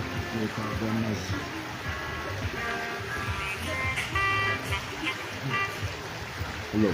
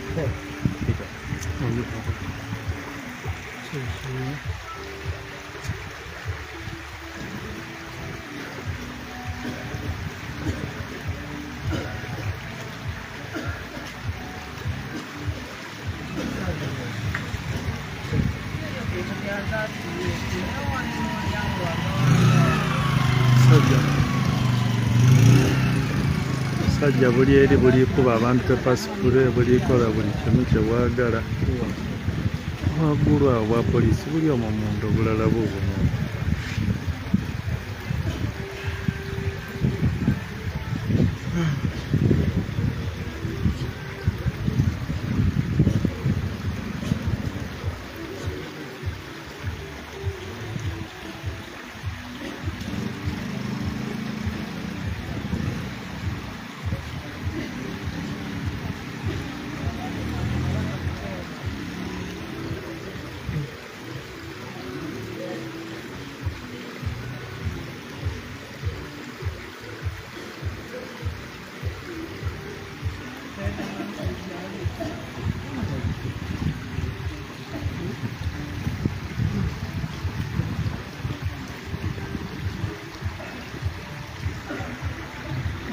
baba abalala bagenda baba abalala bagenda bapakinze eri 99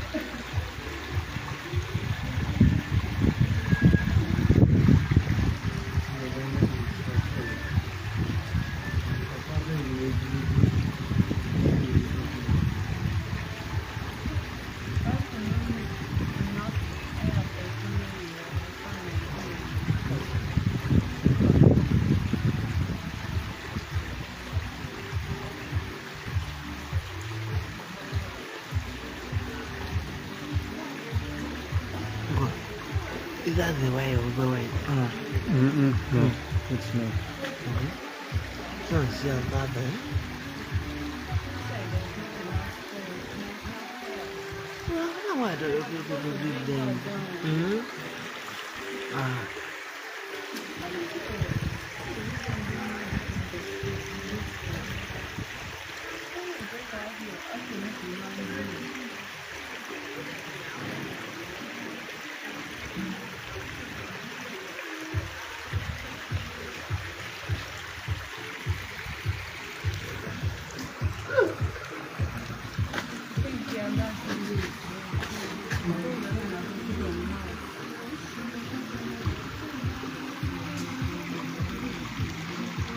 Mulaba oyo omusajja yali muwaiti oyo omusajja yali muwaiti oyo ali ku komandinga wano wonna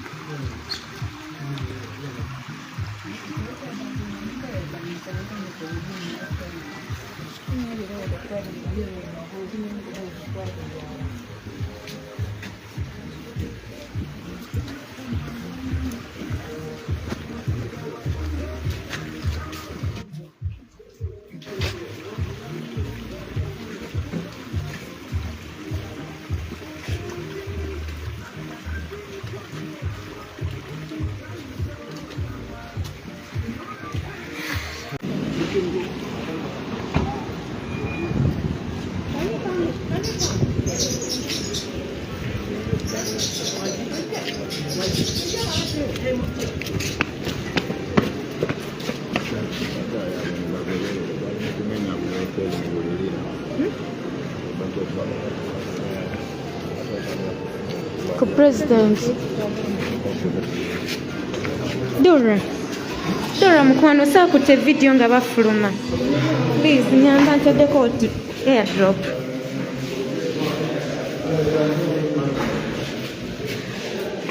ntaddeko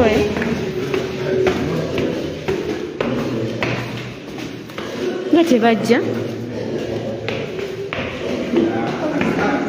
Dora tukoze ensabye okuyingira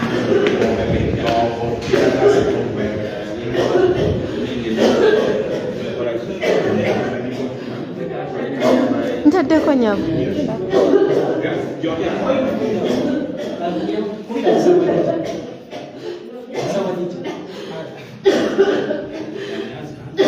Omwana mumutwale mu ddwaliro musawadija. Nyabo osoose kupostinga. Naye olina empisa embi.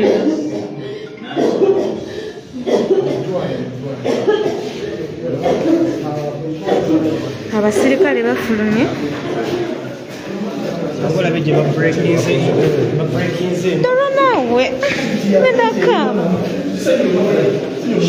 Tukakanye ku maloko.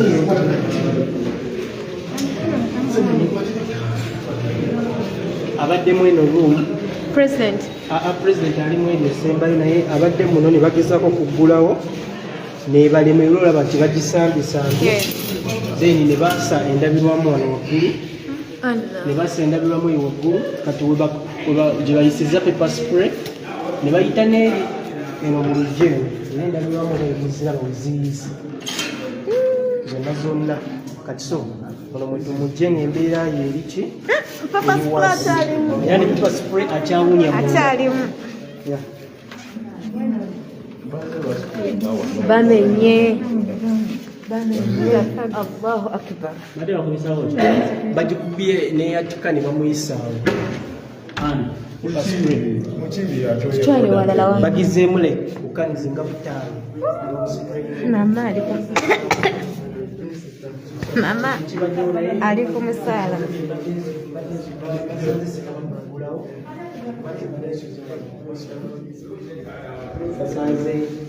Singa bakuggalawo ne bayingira ne bakebera wabadde balina bye banoonya tetumanyi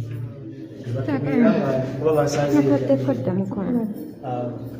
ne bakebera buli kimu mu kinaabiro wansi wa kitanda engoye zonna ezibadde ku suutikesi baziyeeye so nze ne basooka ne bavaawo kati batandika ogisamba naye nze bwe bafulumye nekiza kiwa nti nsibawo n'enjira obulumi yange n'enyezungulya nga basamba eno nyezungulya nga endabirwamu eyo batandika osprayinga abala ne bafuna eddaala ne bagiteera everanda ye namwe era ne batandika okusprayinga kati so security y'omukulu gye banga okuva ku electoral commission bataddewo embeera ne basooka ne bakakkanyamuko then kukebera mu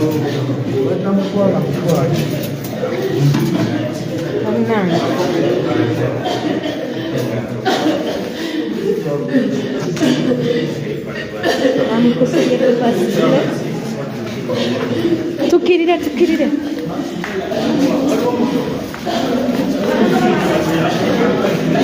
pepper spray bamumukubye tasobola mbeera gyali musinungi basajja bafande mukiiko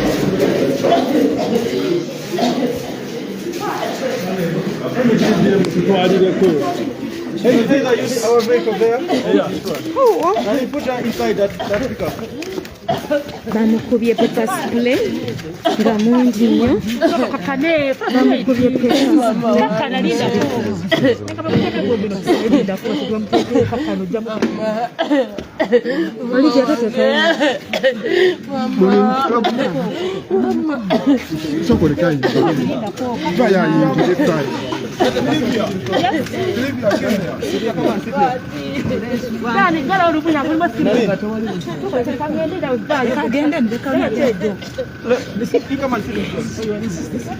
Dora sikulaba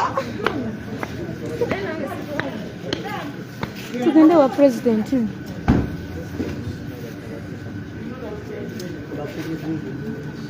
pepper spray abadde mungi olaba ne kakati akyawulike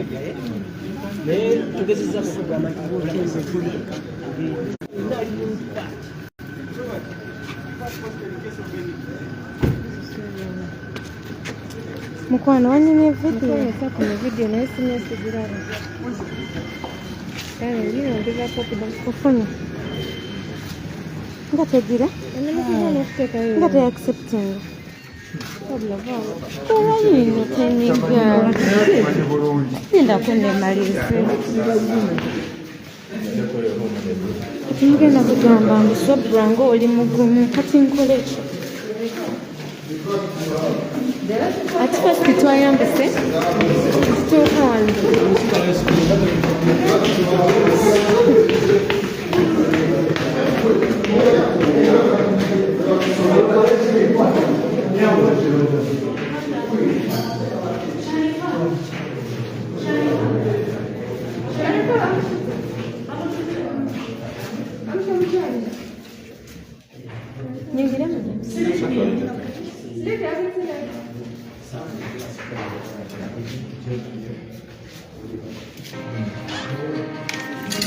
What a shame.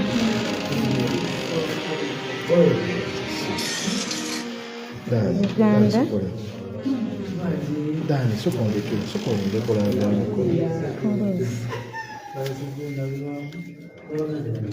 kale zikasigala nakola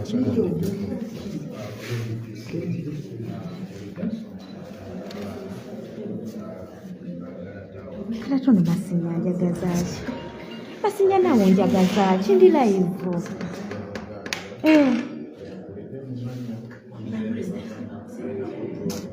Mwana olinga ddi.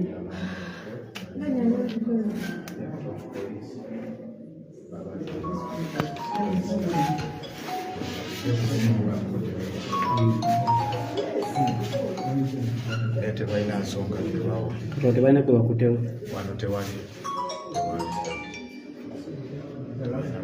ate nomwana abadde kyona akaaba bamukoze bapepa sprays flashes arithmetic kati bapepa spray nga bamenyamenyawo bosifule bwogana obulawo bamenyawo ne bapepa spray nga bano bapepa spray nze wansi kyatumuvawo bagenze wali ne bamenyawo ne bapepa spray nga jukira ina athima kusaba tetasakusurvivinga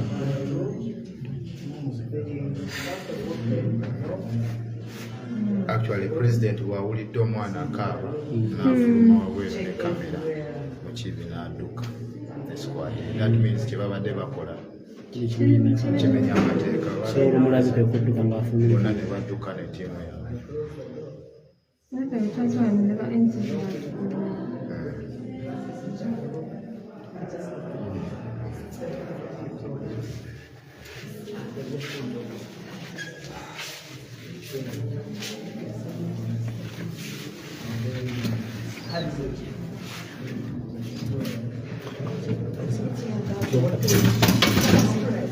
They spray pepper spray. After I pray, then I'm choking and I'm praying and I'm invoking Mother Mary. So I've really sneezed a lot. But eventually they opened the door, they forced it open, and we are here. And we're ready to continue to liberate. We're ready to continue to fight stronger and stronger. Did they tell you what they were looking for? Well, they said they wanted to hold a conversation with me, but I said I don't hold conversation in a night dress. I don't. I need my privacy. I need rest. Tomorrow we have a long day. So they really wanted to drag us out, and I said, I saw because there were so many, so many, and with their faces covered. So I came in, and also our security team immediately came and said, Mama, go in, lock. But after that, they still came, knocked, and I opened, and they rushed in, and bathrooms and everywhere. Then I closed, and after that, I had them breaking that, and then immediately the spray, the pepper spray or the chemical spray. We don't know what spray it is, but we thank God we are still alive. And Mother Mary has responded. Thank Mother Mary.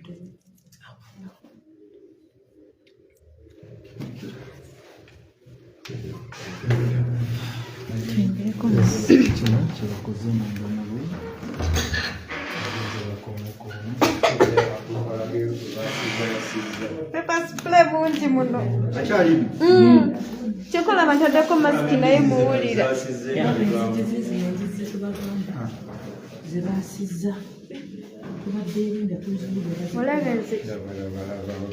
Basiza wano imagine ne ba pepper spray nga kyokala bamanyi president ali. The president to be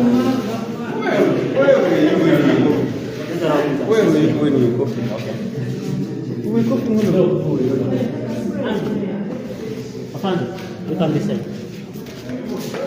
Give me that ID, one of the IDs.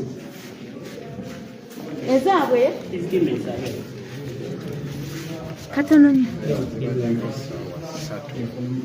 Nabadde nga ssaawa 3 of course tubadde tukooye buli omu ng'ayagala kwetukanayiza nga tunaabe twebake ne tulaba patrol yawa ne bamukiibi nga squad y'abasirikale bangi kuva waggulu wali abadde ne barawunda off hotel kati ffenna ne tudduka munda kwekweka one by one. Of course ne alati nga president mugamba batusase tetumanyi kikyebamuyamute bayingira babuuza receptionist kubaddeko DPC wa wano ne OC kuba bonna mbamanyi ne batandika okuyingira room pa room nga bwe bakonkona naye abaana bwe baganya okulawo room mukiibi kennyini n'atowa order n'agamba if they refuse to open the doors pepper spray everywhere they will open ne batandika okumenya forcefully yangu kumulyango nga bwe bapepper spray. Since the pepper spray was too much in the room, abamu ne tufuluma wabweru tufuluma ne bayingira mu room yange ne batandika okukebera buli wamu wansi wa kitanda mutooyi everywhere ne bagivaamu ne bagenda room pa room but we batuuse in the middle room that is Boston ne bamenyawo ne mubadde omuwala one of us nga yali arithmetic. Since the pepper spray was too much nakolapsinga president bwawulidde omwana ng'akaaba n'agulawo buguzi ye ne kamera bwaguddewo rumu ye ne kamera ng'afuluma mukibi n'adduka esquadiro nga bobi afulumyamu muki ne kamera n'adduka mutegeddeko ki bani banoonya kiki banoonya according to Denga, one of the officers ayogera ku ssimu agamba banoonya tawa ne General Gaza naye tetumanyi ku lwaki then nembawulira nga boogera nga balinako drone yaffe emu gye bakutte Eyewitnesses District naye bali mu kugidrive nga babaleeta mu CPS Lira. mugezezaako okumanya bani abali mu drone check executive drone gye bakutte mubaddemu mu lugwara wa Bobi ne tiimu ye bwe babaddemu eyo drone naye tukya establish nga mubaddemu bantu bameka tetuli sure kuba bonna batidde.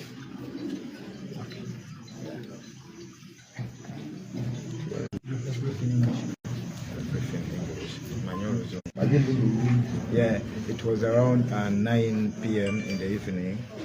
We were at our hotel premises trying to organize ourselves to go to bed since we were so exhausted rather from our campaign trail. Then I saw a squad of police officers with Afande Muchibi coming towards our hotel. Then we had to run everyone into their rooms to hide ourselves before we realized the receptionist was put under arrest and they ordered him to go room per room, start opening doors forcefully. Of course, I know they didn't tell him why they were doing so. They started breaking door per door and pepper spraying. And I heard Afande Muchibi personally saying that if they refuse to open, just pepper spray, they'll get out. They broke into one of the rooms and pepper sprayed. Since the pepper spray was too much, of course I had to come out of my room. Then they went into room Boston, broke it, pepper sprayed, a lot of pepper spray. We had one of our foot soldier in who is asthmatic, started coughing and she collapsed. To pull her out. And when the president had her crying, the president moved out with his camera on. Afande Muchibi, after seeing the president with his camera on, disappeared. He ran away with all his squads. Did they reveal the reason for the operation? No, they didn't tell us the reason for the operation. But according to what I heard, that it's like they are looking for Tawa, General Gaza, and some other comrades. And I heard them through their communication. They're like they've arrested some of our colleagues arrested one of our drones with our colleagues in them. They are from Aleptong. They were in Aleptong police station, and they have been driven to Lira police station. Yeah. Thank you. Kakati mbeera bwetubwire tugenda kufuna president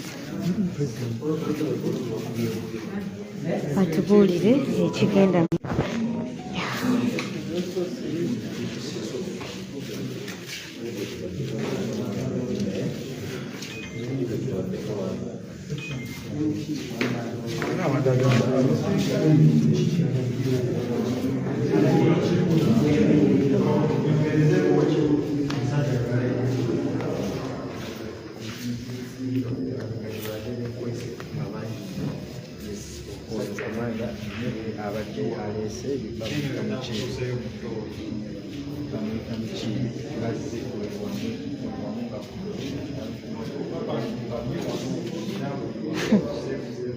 In a night dress, I don't know why. Yeah, it's very okay. It's very actually we start from here, then up.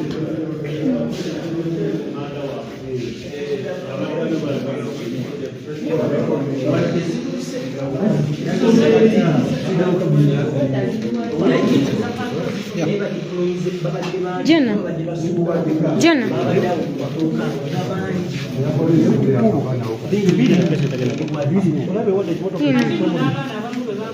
Dora.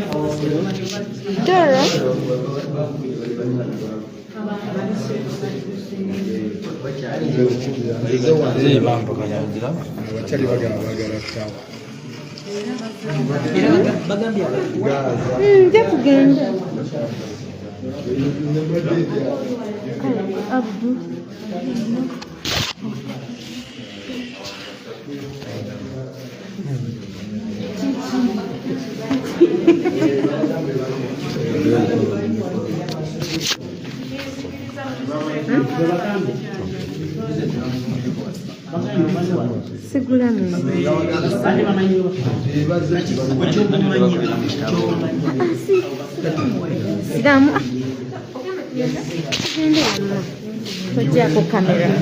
Tojako camera. President, once Bobi Wine says, tojako camera. Expectations, of course, expect police to come out with any fabricated charge to justify today's illegal actions, because there is nothing you can give the world to justify such actions. So kibagenda kukola anyway, bino bisubira busubizi nti bagenda kuvaayo n'ebisango sange ebitayinaako mitwe n'amagulu. Bagenda kuvaayo n'ebisango sango ebitayinaako mitwe n'amagulu, babisibe either ku president oba ku ba comrades bannaffe oba ku anyone.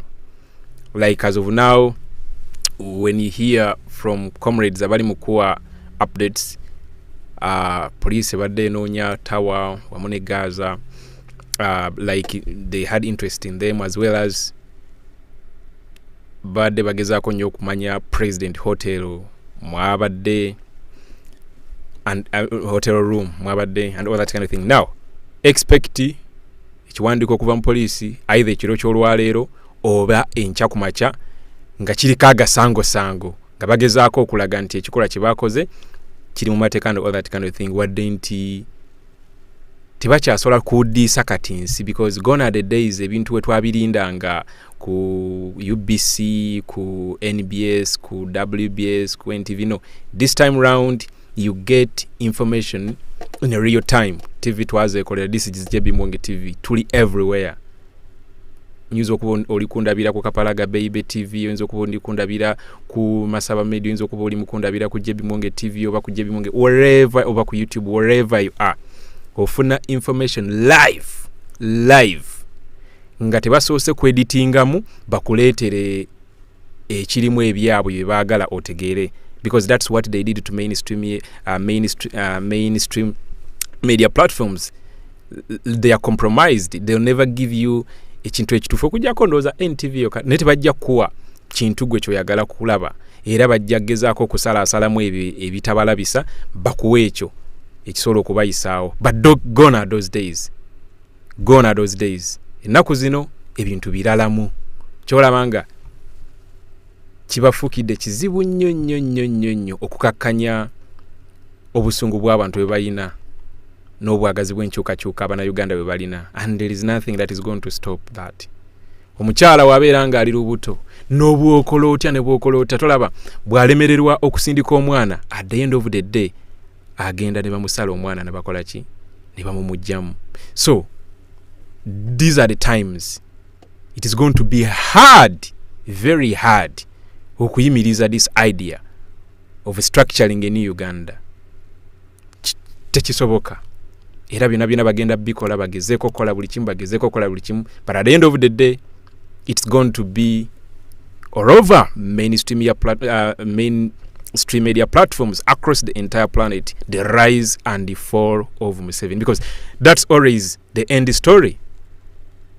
Tewali dictator yali abaddewo myaka kafukunya. Their story ends as the rise and the fall. Oba oyagala oba toyagala, gwe mbulirayo omwani gwomanyi yali awangadde n'awangalanga story yeri the rise and rise of so and so. It always ends as the rise and the fall. So yagala gana kiriza lekayo neyabano esemberedde.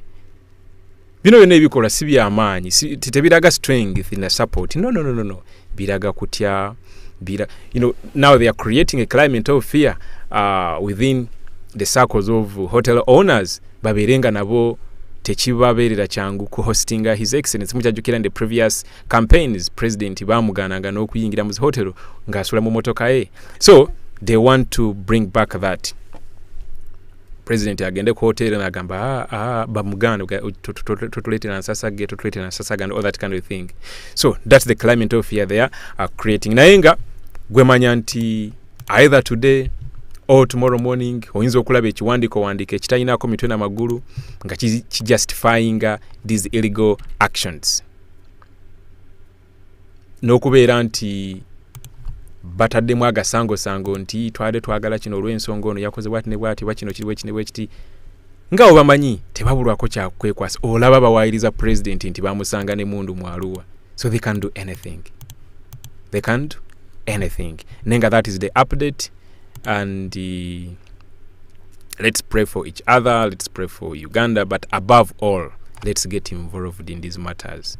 Bino byonna byola tebigenda kwekyusa bwekyusa, bigenda kukyuka nga nze gwe tubyenyigiddemu, nga ate okwenyigiramu kwabyo ku making sure nti no tukyusa gwanga lyaffe.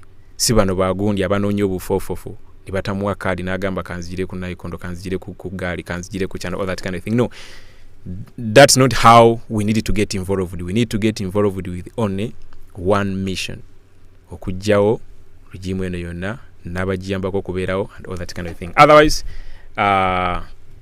nze nkyaliwo wano in case of anything else, era ngenda kukomawo mbeere nga mbawa buli kimu ekigenda mu maaso. It's the JB Muwonge Talk Show, and today it has been the live feed from Lira District and at a hotel where His Excellency Bobi Wine bajjukiza nti okulonda olunaku lwe tugenda okulonderako president waffe lugenda kubeera lwakuna, omwezi gugenda kubeera gwa January, ennaku z'omwezi genda kubeera nga 15. Ekyo temukyerabira. Kati tuli mu kanoonya, tugenda kalonda, then tukakuume bwe bakabba mukimanya ekikola. Situwagala ate mugaye tetwabitegeera kati